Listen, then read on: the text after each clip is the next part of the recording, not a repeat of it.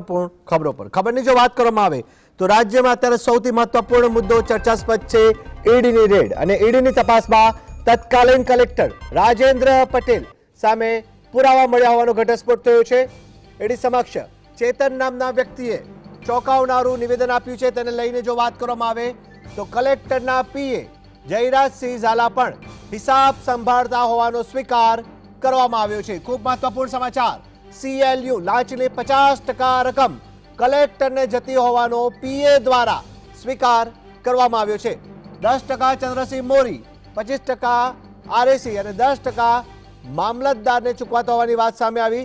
5% રકમ ક્લાર્કને મળતું હોવાનું ચંદ્રસિંહ મોરીએ પૂછપરછમાં સ્વીકાર કર્યા હોવાનો ચોંકાવનારો અહેવાલ સામે આવ્યો છે। ચંદ્રસિંહ મોરીના નિવાસસ્થાને 1 થી 68 નંબરની જે સીટ મળી હતી તેને લઈને વાત કરવામાં આવે તો ઈડીની તપાસમાં આ તત્કાલીન કલેક્ટર રાજેન્દ્ર પટેલ સામે આ પુરાવાઓ મળ્યા છે।